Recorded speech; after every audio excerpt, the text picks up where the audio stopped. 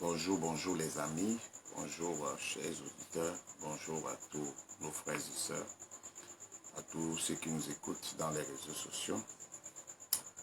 Bonne matinée de vendredi.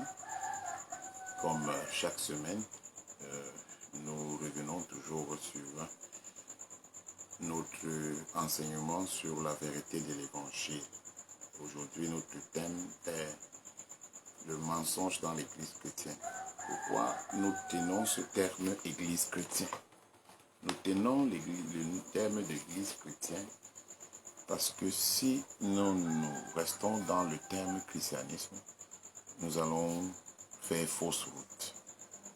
Parce que le christianisme, comme je le disais la dernière fois, ou bien l'Église chrétienne est une vie. Mais lorsque nous parlons de christianisme, nous nous balançons nous tombons directement dans ces philosophies, dans ces systèmes. Les systèmes, le mot c'est les systèmes en isme. Vous savez, tout ce qui est isme est un système. Tout ce qui est isme est un système. Et un système dans lequel les hommes ont fondé. Si nous parlons du mensonge dans l'Église chrétienne, parce que l'Église chrétienne a été, comment je vais dire, pas infiltrée, mais embrigadée, emprisonnée depuis longtemps par un système que nous appelons le christianisme. Mais sortant tout droit de l'empereur Constantin. Donc, ce christianisme qui depuis le deuxième siècle, qui a été prise après les pères des églises par certains philosophes qui ont voulu remettre le système le plus puissant de cette époque, surtout le système religieux le plus puissant de cette époque, qui était le judaïsme. Et comme je l'ai dit, chaque chose qu'on appelait isme ou qu'on appelle isme est un système.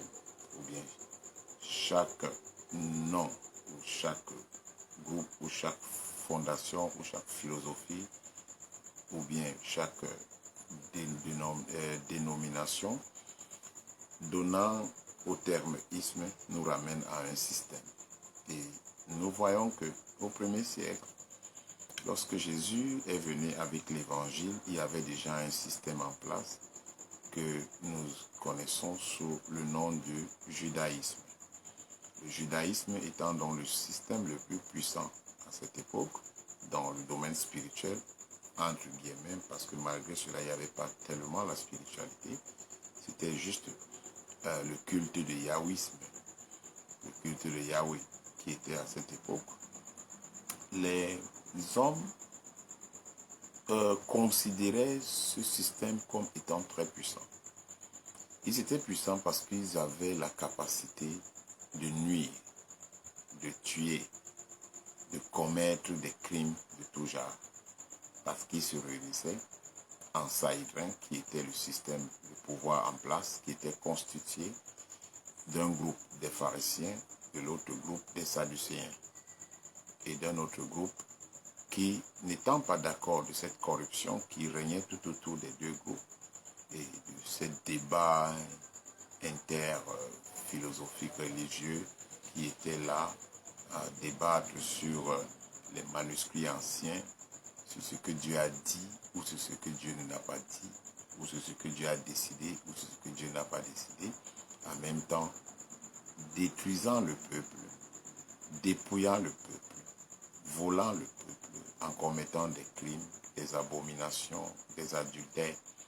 Souvenez-vous de cette femme qui a été libérée par Jésus entre les mains de ce système. Les mêmes hommes qui l'ont poussée à commettre l'adultère, les mêmes hommes sont venus tomber sur elle sous le fait de la loi ou sous le fait des traditions créées par eux-mêmes pour la mener à la destruction, pour la lapider.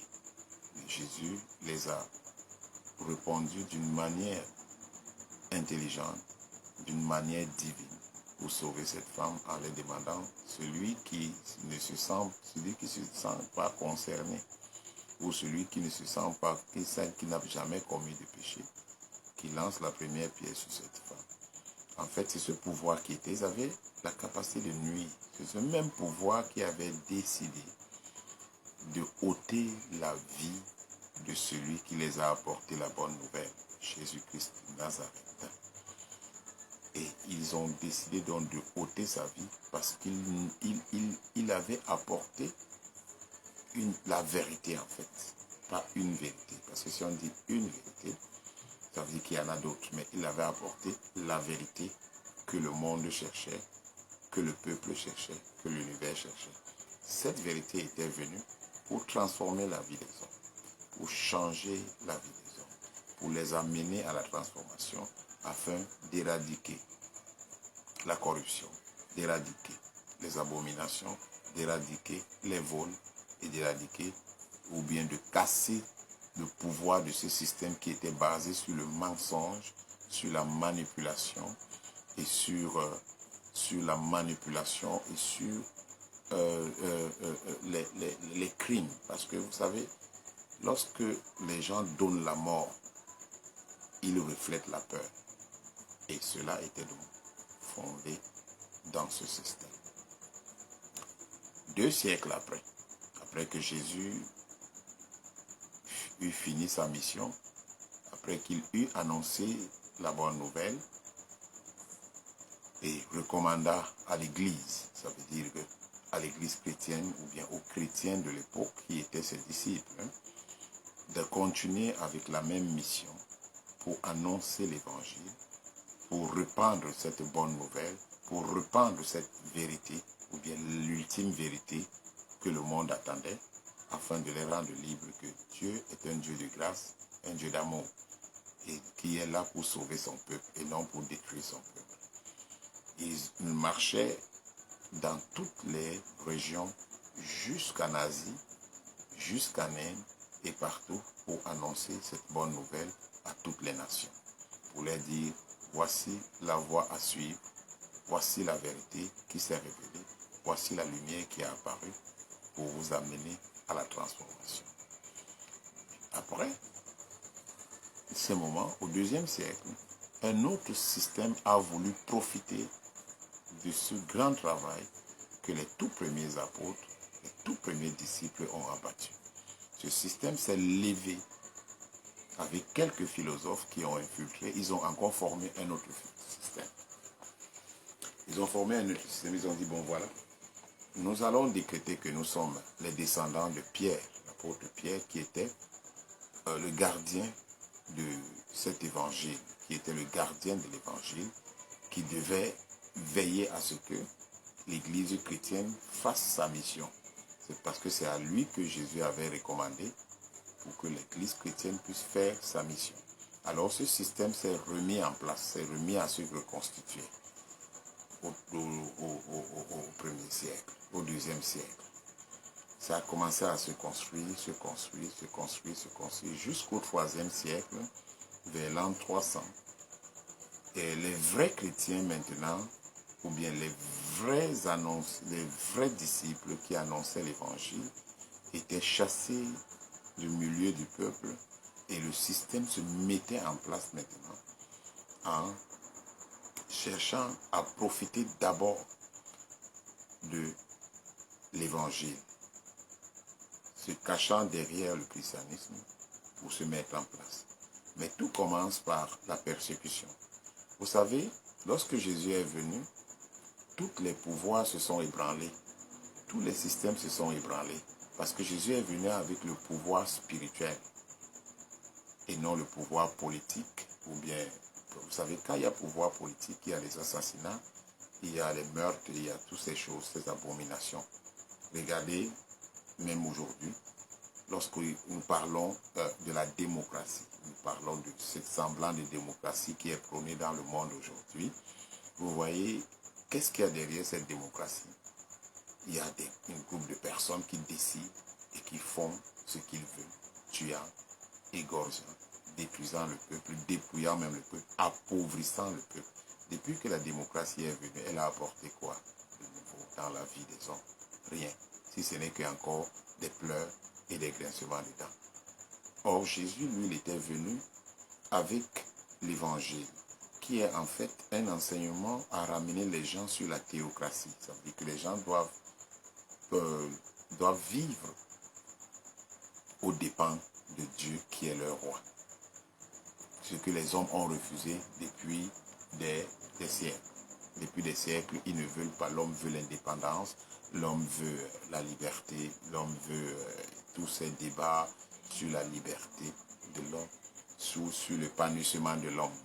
Alors, Jésus, lui, venant donc avec cette vérité, qui est l'ultime vérité, pour donner aux hommes une nouvelle vie, l'essence même de notre existence sur la terre, c'est l'évangile, c'est la bonne nouvelle, c'est de vivre aux dépens de Dieu.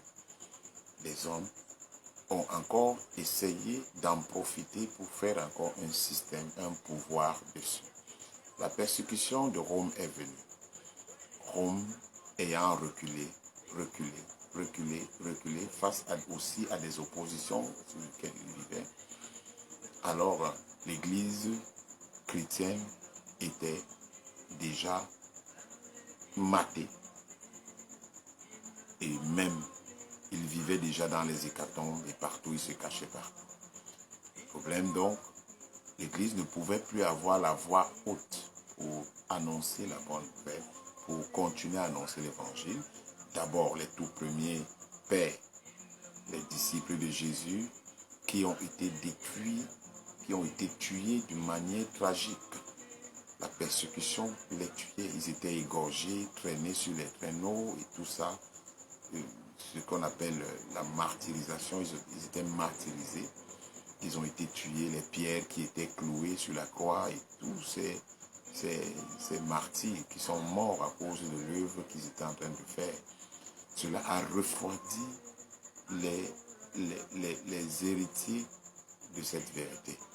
Mais même jusque-là, Dieu, connaissant ce qu'il est en train de faire, son plan de salut, a toujours suscité des hommes courageux, prêts à mourir pour continuer toujours cette œuvre, à annoncer la bonne nouvelle de Jésus-Christ. Et alors, l'œuvre a continué,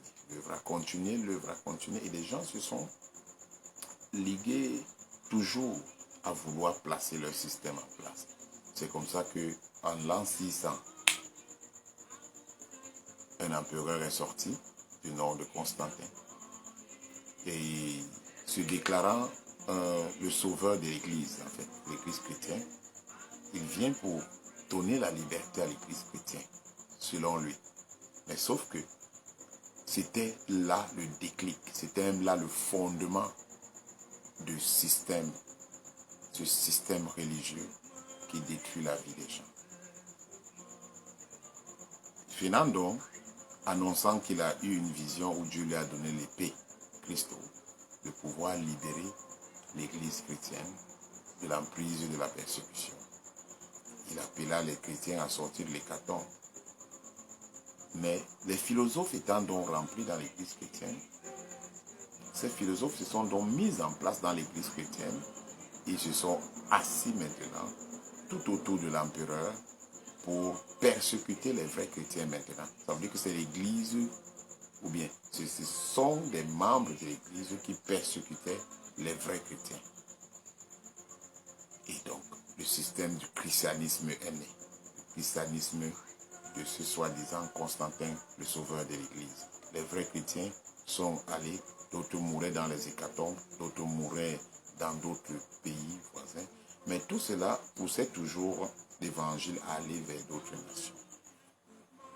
Le problème a continué, le problème a perduré, le problème est allé au-delà même de la pensée ou de l'imagination de l'homme, jusqu'à ce que le système maintenant romain s'est mis en place. Alors, la Rome antique s'est placée sous le fait, la Rome antique a mis en place un système que nous appelons aujourd'hui le christianisme ou le catholicisme romain, ou l'Église de Rome, ou l'Empire de Rome. Parce qu'après la conquête de l'islam et après les multiples conquêtes de ces hommes qui ont fait des conquêtes pour reconquérir des territoires qui étaient pris par certains empereurs, ont réduit Rome à rien. Et Rome s'est seulement cachée sous la couverture du christianisme pour bien placer encore un empire plus puissant cette fois-ci, plus puissant mais réduit. Parce que jusqu'aujourd'hui, Rome règne. L'empire romain existe toujours et ça règne. Vous connaissez cet empire? C'est le catholicisme romain qui est à Rome, les 4 États du Vatican. C'est cette Rome qui s'est réduite en 4 États et qui continue toujours à régner puisque tous les chefs d'État du monde entier, même des pays islamiques, vont vers le pape. Lorsque quelqu'un est élu quelque part, il va vers le pape. Vous comprenez? Là où les systèmes des nations ont été fondés, là où les systèmes se sont mis en place pour mieux mettre. Mais cette fois-ci, les systèmes se mettaient en place par différentes formes. Parce que même l'islam naît du catholicisme romain. L'islam naît de Khadija, qui était une chrétienne romaine, qui était en mission pour pouvoir amener le jeune Mahomet à placer un autre système, pour les aider à lutter contre le judaïsme et à conquérir la terre sainte. Mahomet appartenant au groupe des assassins et étant prise par cet homme, il les a amenés à chercher maintenant à vivre selon, à placer cette religion en place pour les aider à conquérir la terre de Palestine, surtout l'ancien temple de Salomon. Mais sauf que les Palestiniens ne se sont pas laissés faire. Il y a eu ce qu'on appelle des croisades, il y a eu beaucoup de sang coulé. Et Mahomet s'étant retourné la veste, criant sa propre religion, disant que cette religion est une religion de paix pour stabiliser les choses et ramener les autres à vouloir mettre la paix entre les deux religions, le christianisme et le judaïsme, et être le médiateur entre les deux, se déclarant prophète de Dieu. Voilà où des systèmes se sont mis en place, là où le mensonge a commencé dès le premier siècle. La manipulation, le mensonge, les meurtres, les abominations selon Jérémie. Nous avons lu ce Jérémie chapitre 7. Lorsque nous lisons Jérémie 7, tout cela était prévu dans ce livre. Vous savez, Jérémie avait parlé des choses qui devaient arriver, que Dieu lui a mis dans le cœur de parler dans l'esprit. Nous relisons Jérémie chapitre 7, que nous avons pris tout à l'heure là. Jérémie 7 dit, Jérémie chapitre 7. Ainsi parle l'Éternel des armées, réformez vos voies et vos œuvres, et je vous laisserai demeurer dans ce lieu. Ne vous livrez pas à des espérances trompeuses, en disant, c'est ici le temple de l'Éternel. Le temple de l'Éternel. Si vous réformez vos voies et vos œuvres, si vous pratiquez la justice envers les uns et les autres, si vous n'opprimez pas l'étranger, l'orphelin et la veuve, si vous ne répandez pas en ce lieu le sang innocent, et si vous n'allez pas après d'autres dieux pour votre malheur, alors je vous laisserai demeurer dans ce lieu, dans le pays que j'ai donné à vos pères. Parlant du judaïsme et parlant aussi de le futur. Mais voici, vous vous livrez à des espérances trompeuses qui ne servent à rien. Quoi? Dérobez-vous, tuez, commettez des meurtres, des adultères, jurez faussement, offrez de l'encens à Baal, allez après d'autres dieux que vous ne connaissez pas. Puis vous venez vous présenter devant moi dans cette maison sur laquelle mon nom est invoqué et vous dites, nous sommes délivrés et c'est afin de commettre toutes ces abominations. Et elle est à vos yeux une caverne de voleurs, cette maison sur laquelle mon nom est invoqué. C'est ce qui est réduite aujourd'hui l'église chrétienne, le mensonge est entré, les gens se trompent, soi-disant, ils sont en train de donner la délivrance, ils sont en train de faire ceci. Parce que ce mensonge, j'ai voulu commencer par là-bas, afin d'arriver dans la migration du mensonge qui nous atteint jusqu'aujourd'hui, que ce soit dans le catholicisme romain, que ce soit sur les pseudo-protestants, que ce soit chez les pseudo-réveillés. Parce que quand on parle de réveillé, beaucoup ne connaissent même pas l'origine du réveil. Le réveil, c'est quoi? Le réveil n'est pas le nom où les gens disent parce que c'est les nouvelles églises. Non, le réveil a commencé à partir du 14e siècle, au 15e siècle, avant notre ère. Il y avait déjà le réveil. Il y a des gens comme les John Bunyan. Vous avez lu La marche du pèlerin. Nous avons des personnes comme les Jean Hoche.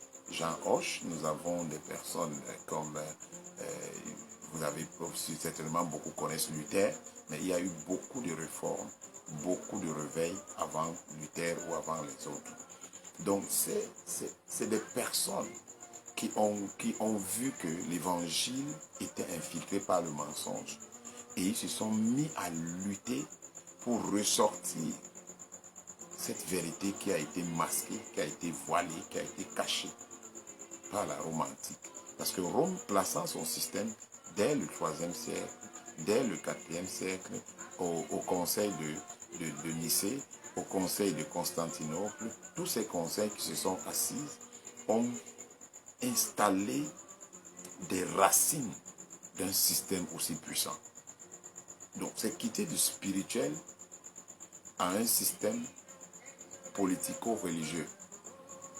Parce que l'empereur Constantin étant venu au pouvoir, soi-disant libéré, les gens se sont assis et maintenant il fallait, parce que c'est l'Église qui avait pris maintenant la domination sur l'Empire. C'est l'Église qui décidait sur c'est des cardinaux et des évêques qui décidaient sur l'empereur. Alors, pour avoir le travail, pour avoir un positionnement, que ce soit dans l'Empire, il fallait passer par l'Église. Il fallait déjà, on convertissait les gens par la force pour devenir des chrétiens par la force, des chrétiens de la forme, afin d'avoir un poste bien positionné tout autour de l'Empire. Parce que l'Empire romain était constitué d'un système politique et d'un système impérialiste. Ça veut dire qu'ils étaient d'abord un empire, mais ils avaient aussi un système politique. Parce que c'est à cette époque qu'il y avait le Sénat. Il y avait toujours les débats entre l'empereur et le Sénat. Et il y avait un pouvoir aussi militaire. Même pour être militaire à cette époque, il fallait savoir faire le signe de croix, qui était déjà là. Et il fallait aussi, et une adoration était née, pour que je ne saute pas, une adoration était née, l'adoration de la reine du ciel. La reine du ciel. Suivez mon regard. La reine du ciel qui est aujourd'hui adorée dans le catholicisme romain sous le nom de Marie, mère de Jésus, qui est faux, mère de Dieu. Cela a été prévu dans le livre de Jérémie. Il dit, vous adorez, vous regardez, vous levez les yeux vers la reine du ciel. Vous levez les yeux vers la reine du ciel, afin de pratiquer vos abominations. Donc, cette reine du ciel, attendez, le verset,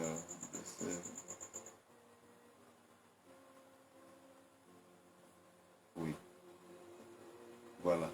Car les enfants de Juda ont fait ce qui est mal à mes yeux. Ils ont placé leurs abominations dans la maison dans laquelle mon nom est invoqué, afin de suivre.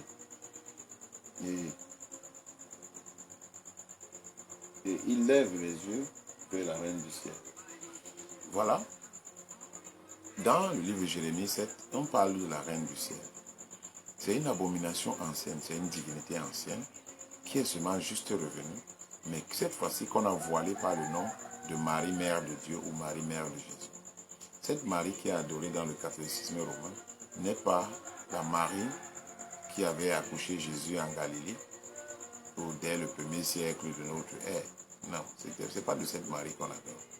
Parce que eux-mêmes, ils savent dans toute la vérité que ce mari n'est jamais allé au ciel.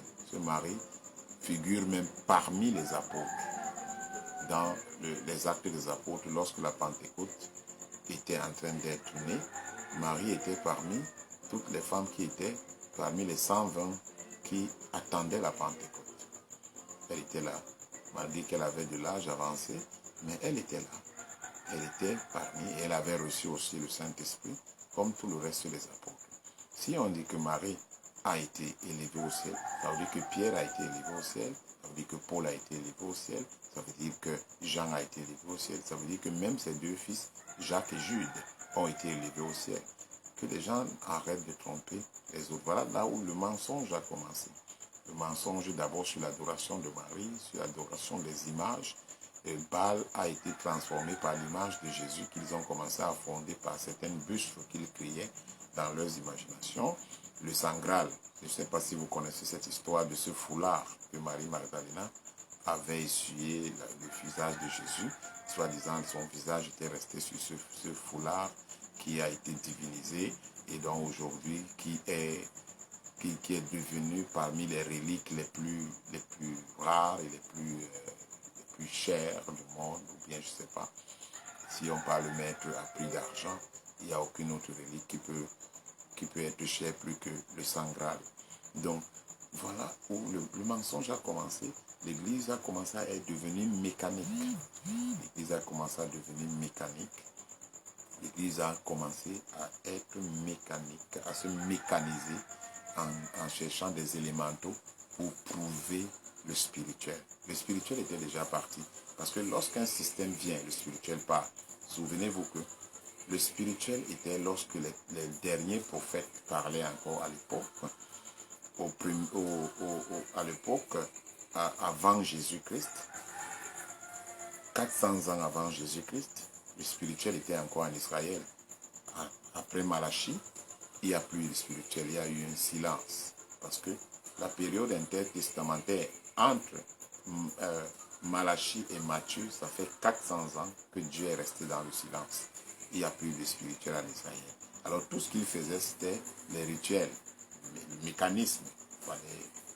Le seul spirituel qui était là, c'est que dans sa miséricorde et dans sa compassion, il y avait des cas extrêmes dans lesquels il y avait la visitation des anges. Et l'adoration des anges était devenue plus que l'adoration de Dieu. Les gens adoraient les anges plus que Dieu. Vous souvenez-vous de la piscine de Bethsaïda, où l'ange descendait pour bouger l'eau, afin que lorsque quelqu'un est plongé, il trouve la guérison. Voilà, toutes ces choses se sont combinées parce que les systèmes sont venus. Ces 400 ans ont accouché des systèmes. Et ces systèmes ont enlevé le spirituel.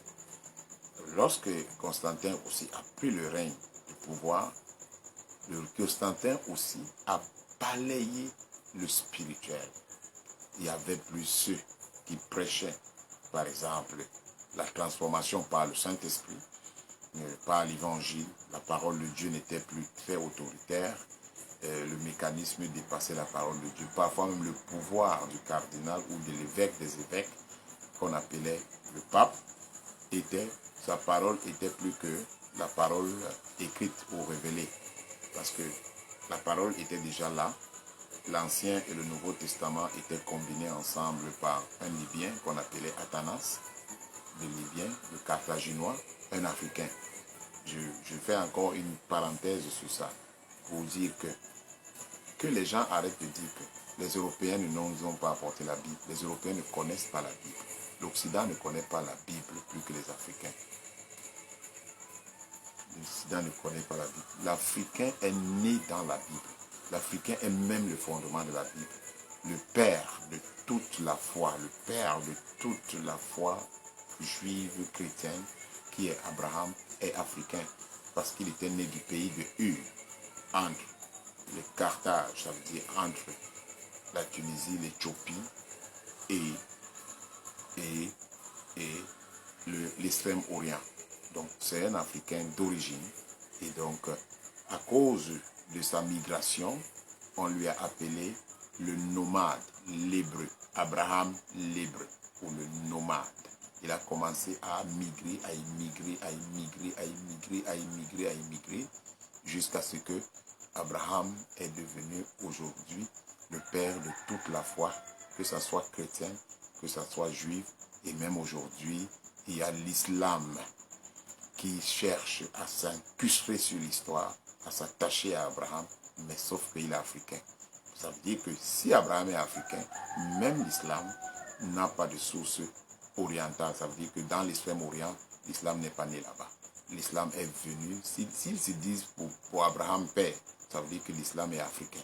Donc les Africains qui se détrompent de dire que c'est les Asiatiques qui nous ont amené telle religion, ou bien ce sont les Occidentaux qui nous ont amené telle religion. Nous sommes déjà dans la région chrétienne. Souvenez-vous de l'eunuque éthiopien qui avait appris l'eunuque éthiopien dans Actes chapitre 8 à aller en Israël pour le pèlerinage. C'était une culture qui se sont habitués parce qu'ils et eux les Juifs sont des frères. L'Éthiopie se trouve où? En Afrique. Venons même dans l'Égypte antique. Lorsque ces gens, comme Jésus, lorsqu'il y avait des problèmes en Israël, ils retournaient où? En Égypte qui était leur source. Jacob même est quitté d'où? Donc que les gens cessent de dire que c'est les Occidentaux qui nous ont apporté la Bible. Les Occidentaux ne nous ont jamais apporté la Bible. Ils ne nous ont jamais donné la Bible. La Bible est venue des Africains. Donc Athanas, qui était toujours dans cette zone géographique de Ur, où Abraham est né, cette zone géographique où Athanas aussi, qui était libyen, parce que Ur était entre la Libye, la Tunisie, l'Éthiopie, jusqu'à la Corne d'Afrique, pour ceux qui connaissent les positions géographiques. Donc, cette zone était tout un grand empire de la Mésopotamie, parce qu'Abraham était mésopotamien. Il était mésopotamien, avant que Dieu lui dise, va maintenant vers cette terre, qui est au Moyen-Orient, qu'on appelle Canaan, qui est devenu actuel Israël. Donc, les gens ne disent pas, donc notre père était africain. Nous revenons sur ce que Athanas a fait. Athanas a creusé, il a essayé de compiler les écrits, les évangiles. D'abord, les tout premiers évangiles étaient les évangiles de Marc, après l'évangile de Matthieu, après l'évangile de Luc et Pierre à la fin, qui avait les derniers écrits, et il a essayé de les compiler ensemble, et cherchant aussi des manuscrits anciens sur les livres d'Ésaïe qu'on avait trouvés à Qumran et d'autres, pour compiler toute une Bible complète, parce que les deux se complétaient.